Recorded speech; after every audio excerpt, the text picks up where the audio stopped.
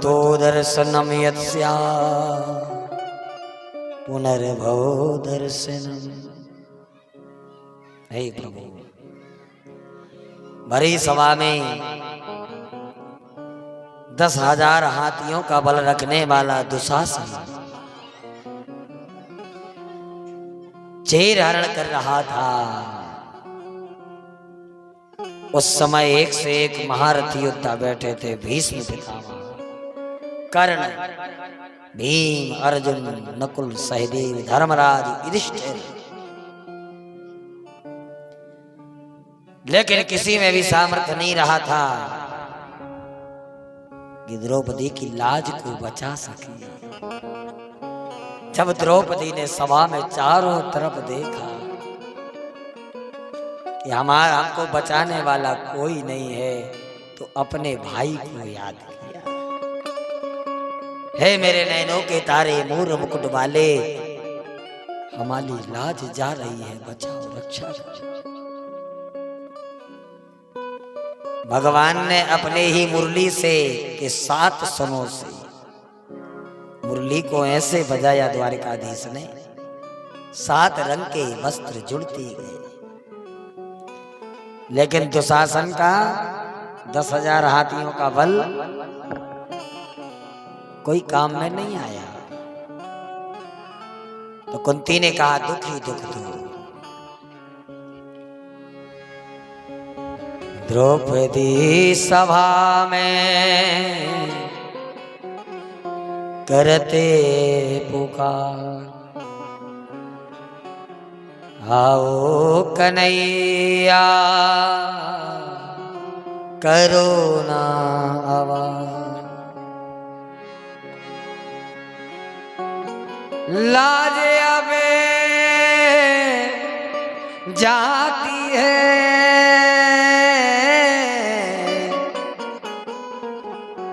लाज अब जाती है। तड़फड़ाए ऐसे जैसे जल बिन तड़पती मछरिया। और बीच सभा में तेरी बहने की खिंच रही चुनरी। बीच सभा में तेरी बहन की खिंच रही चुनरी। जैसे कि जल से बाहर मछली को निकाल दो तो तड़पती है, उसी तरह बीच सभा में द्रौपदी तड़प रही थी। किसी ने भी लाज नहीं बचा पाई। इतने इतने महारथी योद्धा बैठे थे। जल्दी से आ,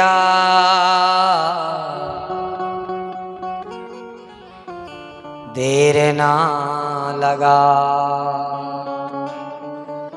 बहनें बुलाती है मेरे श्याम।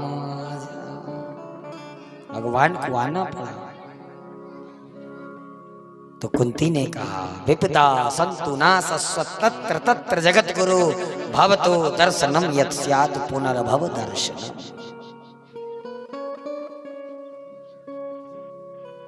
सच्चा सुख वही है जिसमें परमात्मा की याद बनी रहे, और सच्चा दुख वही है जिसमें हम परमात्मा को भूल जाएं। सच्ची संपत्ति वही है जिसमें परमात्मा का ध्यान बना रहे। नहीं तो क्या होता है, कुछ लोग भगवान को सुख आता है तो भूल जाते हैं। अपने केंद्र की बात नहीं हो रही है। जितनी माताएं बैठी हैं, अपने गांव की बात नहीं, कहीं बाहर की बात। सुख आओ भगवान को भूल गए, और दुख पड़ो तो एक सांस में हनुमान जी से लेके जाने कितने देवता याद आ जाए। देखो, जैसे आज का आदमी दुख में भगवान को पुकारता है, वैसा पर हम इस पुकारने लगे तो कभी दुख आने वाला नहीं है। दुख में सुमिरन सब करे,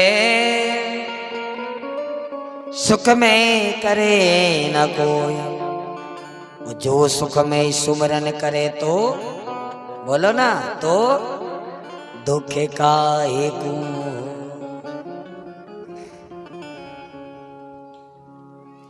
कभी दुख होगा ही नहीं। भगवान गए हैं द्वारिकापुरी, इसके पहले भगवान रथ पर आरूढ़ होने लगे। पांडव लोग अशांत हो गए। गांधारी धृतराष्ट्र राज्य पालन कर रहे हैं। इसी समय राजा परीक्षित जी का जन्म हुआ। राजा परीक्षित का जन्म हुआ, पांडवों का महाप्रयाण हुआ। धृतराष्ट्र गांधारी का हिमालय गमन हुआ। अंतिम क्षण में भगवान पांडवों को लेकर के भीष्म पितामह के यहां पधारे। और भीष्म पितामह ने राजनीति, धर्म नीति और पांडवों से कहा कि अपने राज्य में किसी का भी अहित नहीं होना चाहिए।